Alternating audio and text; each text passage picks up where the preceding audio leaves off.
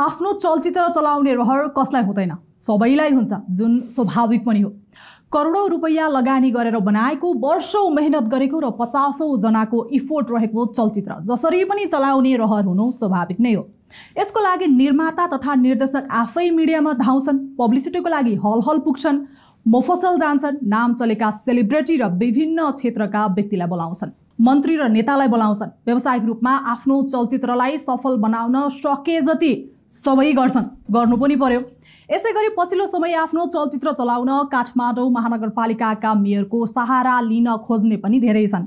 ठूलो संख्यामा fan following भएका बालेनलाई चलचित्र देखाउन सके उनको फ्यान पनि हलमा गएर आफ्नो सिनेमा हेरिदिन्छन् भन्ने विश्वास कलाकार, निर्माता र निर्देशकमा रहन्छ।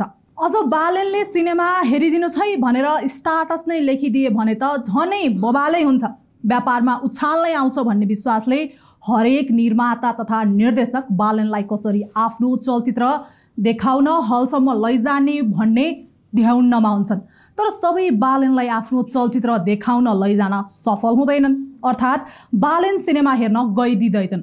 रमाइलो कुरा त के छ भने बालेन चलचित्र हेर्न गइहाले पनि स्टाटस चाहिँ हत्तपत्त लेख्दैनन्। सामान्यतया नेताहरू हुन् वा अरू कोही चलचित्र हेर्न गएपछि उनीहरू उक्त सिनेमाबारे प्रतिक्रिया दिन्छन्, जुन युट्युब तथा सञ्चार माध्यममा आउँछ। पूर्व प्रधानमन्त्री बाबुराम भट्टराई, नेकपा एकीकृत समाजवादीकी नेत्री रामकुमारी झाँक्री, राष्ट्रिय प्रजातन्त्र पार्टी राप्रपाका नेता ज्ञानेन्द्र शाही लगायतका नेताहरू चलचित्र हेर्न गइरहन्छन्। उनीहरूको प्रतिक्रिया पनि सञ्चार माध्यममा आइरहेको हुन्छ। युट्युब र अनलाइन तथा छापामा चलचित्रबारे उनीहरूले बोलेको प्रतिक्रिया बाक्लै देखिन्छ। मेयर बालेन चलचित्र हेर्न गएको समाचार र तस्बिर मात्रै आउँछ, तर प्रतिक्रिया आउँदैन। उनलाई चलचित्र राम्रो वा नराम्रो कस्तो लाग्यो कतै कहीँ भनेको सुनिँदैन। अब लास्ट रणमकै उदाहरण लिने हो भने यस चलचित्रमा उनी आफैले एउटा र्याप गाएका थिए, नेपाल हाँसेको। यो चलचित्र हेर्न बालेन रिलिजको 1 हप्तापछि हल गएका थिए।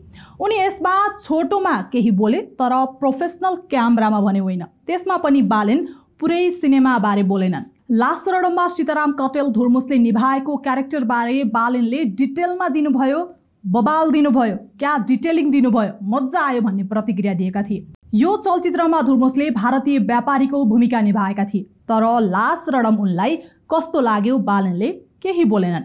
बालेन आफू खुसी चलचित्र हेर्न जाँदैनन्, चिनेका निर्माता, निर्देशक र कलाकारको आग्रहमा मात्रै जान्छन्, जसको आग्रहलाई नकार्न सक्दैनन्। उसको चलचित्र मात्रै बालेन हेर्न जाने गर्छन्।